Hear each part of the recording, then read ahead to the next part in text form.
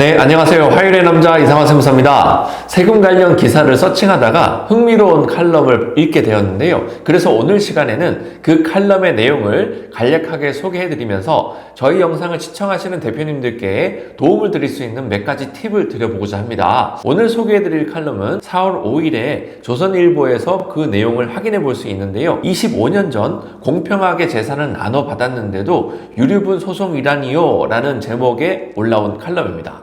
이 칼럼에서 소개하고 있는 사례를 함께 살펴보겠습니다. 아버지께서는 재산 때문에 삼형제가 싸우는 것을 원치 않으셔서 2000년에 첫째 아들에게는 분당에 있는 10억짜리 땅을 증여해주고 둘째 아들에게는 10억 원 상당의 주식을, 셋째 아들에게는 10억 원의 상당의 상가를 증여해 주셨다고 합니다. 그 당시의 증여세도 모두 납부를 했고요. 그 이후로 25년이 지나서 아버지께서 돌아가시게 되었는데 동생들이 첫째 형을 상대로 유류분 소송을 제기했다라고 하는데요. 사전 증여를 모두 적법하게 완료를 했고 기간도 25년이나 지났는데 상속 개시 이후에 유류분 소송을 제기한다라는 게 가능할까라고 의아해하시는 분들이 많으실 듯합니다. 칼럼에서는 이에 대해서 설명을 해주고 있는데 상속재산 분할이나 유류분 계산을 할 때에는 특별수익이라는 것을 고려해서 계산을 하게 되는데 이때 특별수익은 증명할 수만 있다면 증여 시점이 아무리 오래됐다라고 하더라도 모두 합산을 해야 합니다. 그리고 이 특별수익의 가치를 평가하는 시점은 증여 시점이 아니라 아버지께서 돌아가신 시점, 즉 상속 개시 당시이기 때문에 25년 전에는 가치가 동일한 자산을 각 자녀에게 증여했다 하더라도 상속 개시 당시에 첫째 아들이 받은 땅의 가치는 크게 오른 반면 둘째와 셋째 아들이 받은 주식과 상가의 가치는 오히려 떨어졌다라면 그 가치의 차이를 특별수익에 반영하여서 유류분 청구를 해볼 실익이 생기게 되는 것이죠. 소송 결과가 어떻게 나올지는 지켜봐야 하겠지만은 결국 아버지께서 살아생전에 가장 우려하셨던 자녀들 간의 재산 다툼을 막지 못하게 된 셈이 되겠죠.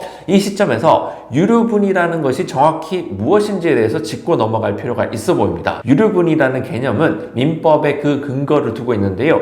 피상속인의 배우자, 직계비속 등 일정한 상속인 위에 법률상 유보된 상속 재산의 일정 부분을 유류분이라고 합니다. 즉 피상속인은 유언 등을 통해서 본인이 생전에 형성해 놓은 재산을 자유롭게 처분할 수 있지만 배우자 등의 유족들에게 일정액을 유보하라고 법에서 강제함으로써 그 범위를 넘는 유증이나 증여가 있을 때에는 상속인이 반환을 청구할 수 있도록 한 제도라고 이해하시면 되겠습니다.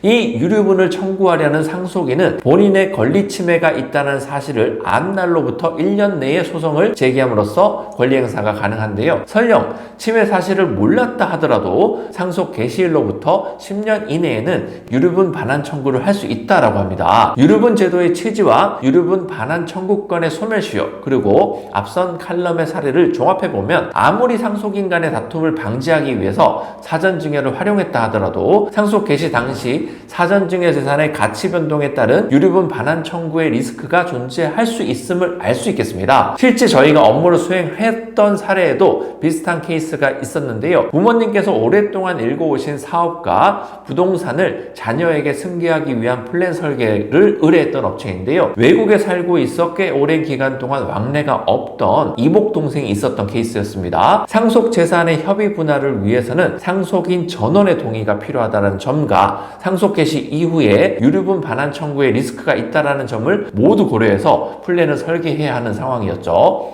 뿐만 아니라 세부담의 최소화를 위해서는 가업 상속 공제가 전제되어야 됐기 때문에 리스크를 해치할 수 있으면서도 가장 효과적이고 실현 가능한 방법을 찾아내는 것이 중요한 포인트였습니다. 여러 포인트들 중에서 유류분에 대한 리스크 해치를 위해서 활용해 볼 수 있는 방법이 바로 양수도 거래를 통해서 재산을 이전하는 것인데요. 적법한 절차에 따른 양수도 거래를 활용해서 재산 이전을 하게 되면 그렇게 이전된 재산은 유류분 반환 청구 대상에서 빠질 수 있다는 장점이 있고요. 그 거래에서 당사자를 상속인이 아닌 법인으로 세팅하게 되면요. 자금을 마련하거나 당장의 세부담을 줄이는 데 있어서도 더욱 유리한 의사결정이 가능해지게 됩니다. 예를 들어서 법인을 활용해서 재산 이전 플랜을 세우게 되면 자금 마련에 있어서도 배당하고요, 무상 이전, 차입 등 더욱 다양한 방법을 더 적은 세부담으로 고려해 볼 수도 있고요. 시가보다 저가로 재산을 양수해오는 플랜을 세울 때에도 개인이 직접 양수해오는 케이스와 비교했을 때 더욱 유연하게 양수도 대금을 결정할 수 있다는 장점을 갖게 됩니다.